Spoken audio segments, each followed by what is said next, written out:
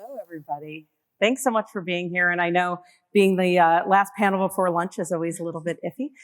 So we hope you stay around because this is really exciting. Thank you to my panelists who are all experts in the fields of technology and public sector and how we can work with private sector to solve public sector problems. So with that, I'm going to get into the questions. So one of the things I'd like to start with you, Rima, obviously you work with the U.S. Department of Energy. They're known for foundational research, but your position really looks at how to kind of transition into the applied side. So what is the area of when a technology gets to that level that you're able to kind of start to look at it? Well, can you guys hear me okay? Yeah. Okay, there we go. I think that different technologies require attention at different times, but I think in the case of quantum, it's one of those technologies where we need to look early. Mm-hmm. I think that, there's fundamental science research that we are doing that is phenomenal, but at the same time, we're already seeing opportunities where we have technology that we could start to commercialize. So, these, as we're building the fault-tolerant quantum computer, the networking, we're seeing applications along the way. We're seeing it in annealing. We're seeing it with just building control kits for sensors, for computing, for networking. So we really need to look early. There's nuggets that we're going to be pulling out along the way. And a lot of the things that are interesting is sometimes you do foundational research and then you wait and stop, but you have also looked at it where this is at a time with quantum computing, they're doing the foundational research, but they're actually moving it into the applied side as well. Right. Which is interesting. And Elnaz, given the work that you guys do at Deloitte Canada and Deloitte globally, you kind of help your government customers along their different technology journeys. How do you take that process on? Because governments are a bit slower in their adoption process. Yes, that's very true. So I would say we always start with identifying the right problem statement. So it's never about using a new technology for just using a technology. It's more about making sure that we are looking at the right business challenge and we are trying to solve that specific challenge. Once we have the right challenge, it's very easy to kind of sell the idea and make sure that people are on board with that idea and that new technology. The other side that we always go with is that we start small. We never start with boiling the ocean. It's impossible, especially when it comes to government and public services. They want to make sure that this is the right approach, this is the right technology, and always starting small is the right approach, making sure that people are comfortable with what we are proposing. That's wonderful. Dana, you've held so many different hats. I know you came in the opening keynote with Artificial Brain, formerly State Department official and dealing with international governments around the globe. I'd love if you could share kind of the work that you've been doing internationally in how they are looking at quantum and emerging technologies and use cases. Thanks, Allison. Yeah, Artificial Brain is a U.S. company, but we are also very global. And as is the supply chain, as you know. And so we have had a lot of pull from Europe in particular. As I mentioned this morning, we won the European Agency for the Space Program contest with our Earth observation satellite application. And for that, we're now developing a quantum machine learning and hybrid, solution to a lot of our applications in general. But besides Earth observation satellites, which we also briefed to the European Space Agency, the Netherlands government has worked with us to publish a study on wind farm optimization and also on smart grid optimization, which we're still working out the details on that. We're working with a Dutch TU Delft on a study for marine life sustainability. And so we'll be coming out with that, so stay tuned. And then the World Economic Forum has also reached out to us to do a case study on artificial brain and how we can use our quantum applications toward the UN sustainability development goals. There are 17 of them in the UN. So we're really reaching out there. That's amazing that you guys are doing so much across the globe. And I know we'll get back to sustainability in a minute, but I want to go over to you, Ross. As the Executive Director for the Alliance for Digital Innovation, this organization really focuses on public sector problems, emerging technologies, cloud-based. You have a variety of different memberships. How are they working with the government? What are their pain points that they might see? Sure. So as Allison said, we work to kind of clear the pathways so that government customers can have access to the technology that they need to solve the problems that they have. That's our bottom line. And we're lucky to work with D-Wave in that regard. What we see, no matter the technology, whether it's quantum computing, whether it's AI adoption, you name it, it's money and it's people. Those are the two big things that we see across the board every single time. The budgets fluctuate year to year based on appropriations. Budgets are getting cut. Funding pools are siloed. Sometimes grant programs are funding the same things in different departments, and they could, be much more successful if they were together. So, you name it. It's money and it's people. And on the people side, we need to train more folks in the government. We need to work with people who are working with the government to have the skills to understand that they can leverage quantum computing to achieve success when they're dealing with a problem that deals with optimization. Thanks so much. And I know we heard in the last panel with Scott Buchholz about training, and one of the first things you have to do is train up internally. And there have been some studies in the U.S. that even the U.S. Department of Defense needs to train up some of their folks in the research labs for quantum, which of course D-Wave is offered to help with at any time. Rima, I want to go back to you on one thing Dana mentioned, which is kind of sustainability and the grids. Your office is kind of one of the leading edges in the US government about how to use today's quantum technology. And you took on a call for the national labs to look at grid resilience. Why was that kind of your first entry out of the gate? Well, we saw an opportunity. We saw that we understand that there's near-term applications around optimization, and we want to apply that on the grid. There's this huge effort right now to modernize the grid and to make it more resilient, and it's an ongoing mission for us. And it just became clear to us that we couldn't leave quantum outside of that arena, that it needs to be part of the toolbox, and that there were early applications that are worthy of us exploring. And this also then allows us to create that feedback loop. Now that we have actual use cases that we could work on, that could then feed back into what other research we should be doing around quantum that could even go as far back potentially as the fundamental science side. So it's an opportunity for us to start getting our feet wet, start building the algorithms. We see opportunities with combining AI with quantum computing and really applying that to the grid. The use cases are there, so we just need to build the algorithms and figure it out. That's awesome. Ross, I'd love to go to you now about Rima's office is really kind of leading the way on near-term applications for use in the public sector and the U.S. government. But the policymakers have a side to this.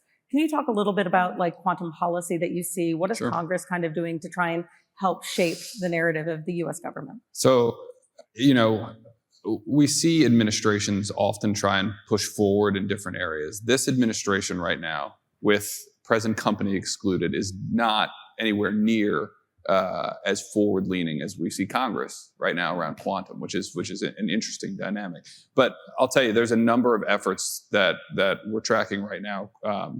Homeland Security and Science and Technology are pushing quantum technology through the Homeland Security Committee. We have a Department of Energy effort around the quantum sandboxing bill. We've got the Department of Defense throughout multiple National Defense Authorization Acts have identified quantum as a priority technology and are working to get it implemented quickly and in shortened time frames.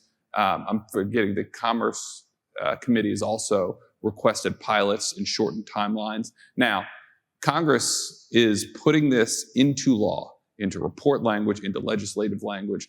They need to. They have started funding in different areas. There are some funding shortfalls out there right now. They need to increase their funding from there's a bucket of money for $15 million. They need to increase it to $30 million. But in general, Congress is very forward-leaning in telling the administration that they need to invest in quantum computing capabilities that allow for short-term pilots and successes. And now we just need to get the administration to move forward. Thanks.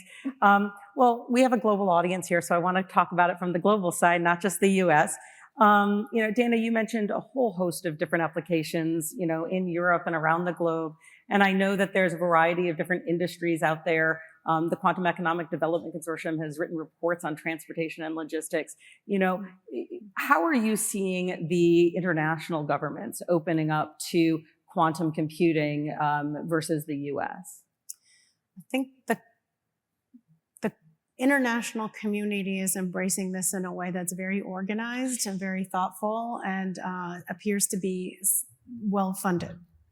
And I feel like if we don't get our act together here beyond whatever Congress is directing us to do, if we have a crisis of imagination in the United States, we will fall behind. And I think you saw my article last year about pulling the fire alarm a little bit about how the world is going ahead, because we're so focused on keeping things in labs. And as Alan talked about this morning, this absence of quantum advantage, which isn't really there, or that it's not useful, or some stereotypes and tropes about annealing. I mean, we need to get out of this business of this bad and unproductive dialogue, because our international partners are there. And, we're big, and so we don't see how existential this is, except for when you say China. And in these other countries, particularly in Europe, they know that their GDPs are tied to advanced technology development, and they don't want to get left behind on quantum, but they also know existentially that they want to be contributors to this, because it will be defining. We don't see it today broadly. We see it in this room, and that's why we're here. But outside this room, the rest of the world is kind of, focused on other things at the moment, and it's going to come to, I think, a big realization, and I applaud everyone here for being ahead of that curve. But I honestly feel like the U.S., we are going to fall behind, because we're not under the same pressure that smaller European countries, for instance, or, even countries in the Gulf are very focused now on quantum. And we're going to wake up one day and go, wait, where did the last 10 years go? Where are we? So I'm very, I hope this is a call to action on the U.S. Government and the private sector side to do more. Now I wholeheartedly agree. And I mean, the frustration as a global government relations person talking to the different governments, and it's interesting that even in the Canadian National Quantum Strategy, commercialization is a pillar. In the UK government strategy, building applications, talent development is a pillar. And only now in the US are they starting to look at that. But Elnaz, I'd love to go to you kind of, we've talked about different types of problems, and you've heard it throughout the day-to-day. Optimization is really great for annealing. As you guys look at optimization problems for public sector, that's pretty big. Can you kind of make it a little bit more tangible of what do you think would be good for problems that needed solving? So that's a very good question. Interestingly, in Canada, when we look at the champions on this topic, they are all data analytics, BI developers, or data science teams. That is the focus area. And they always kind of connect quantum with optimization, which is completely correct. And when we look at the problem statements on top of mind for them, mostly we're seeing workforce analysis. And if I want to break it down further, it's more about scheduling optimization, and specifically in Canada, something that we are hearing as succession planning.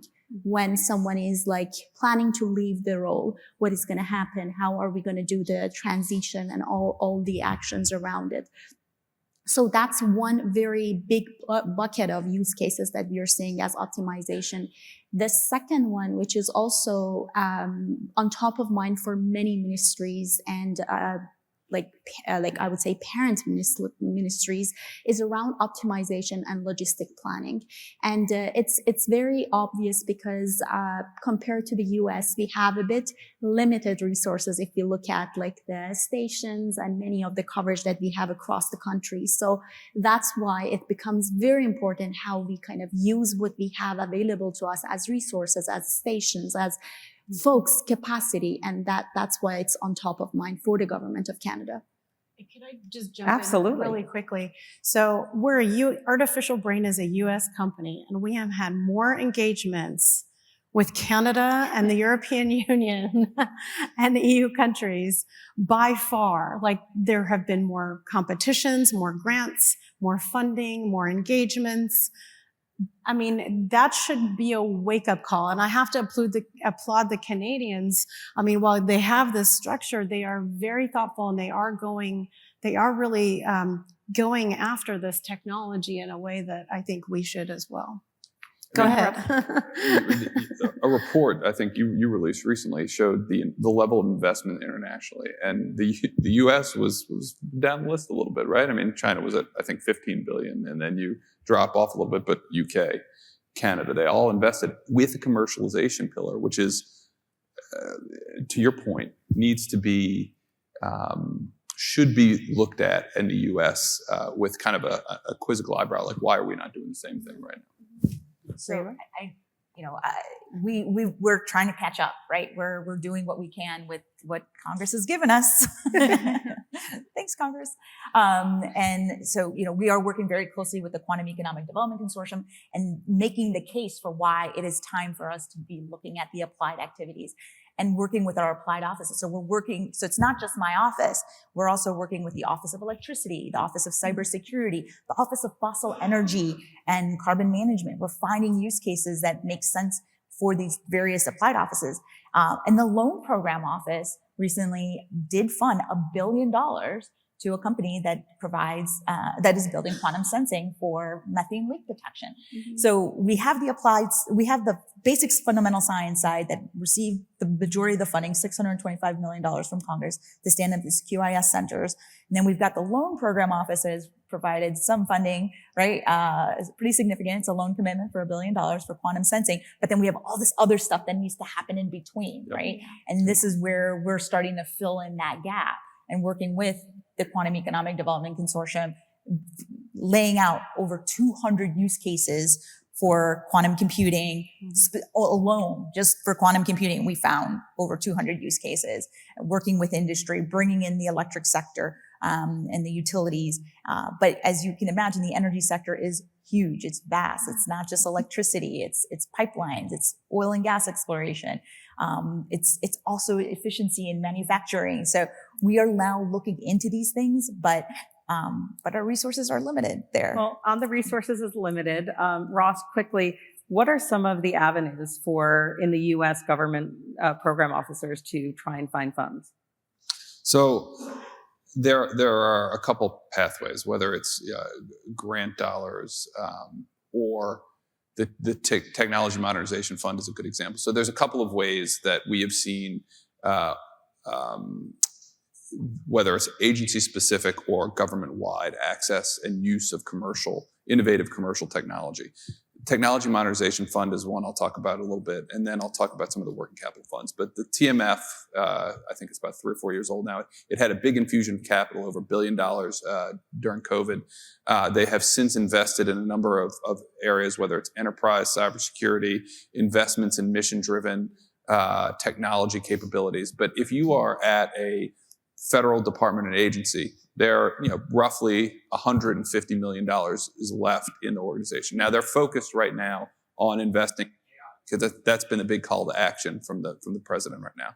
That said, organizations like mine and private sector folks who work with those sector-specific agencies can help the sector-specific agencies advocate for use of it around things like quantum technology. And you can go to the website. There's a website. There's a process for applying. I'm happy to talk with you through the process after, if you're representing an agency here in the room, on how to access that funding. In addition to that, there are working capital funds that different agencies have in their organization that they can sometimes move excess appropriation funding into to help fund some of those new emerging projects. And then finally, there's the grant route, and that varies, right? So you have if you look at it through the lens of investing in a mission, you can take cybersecurity grant dollars and apply it to using quantum-based technology to solve for risk management issues, right? So you just have to be a little bit more creative on what money you're going to and how you leverage the technology that's out there. But then we need to clarify that that what is eligible, right?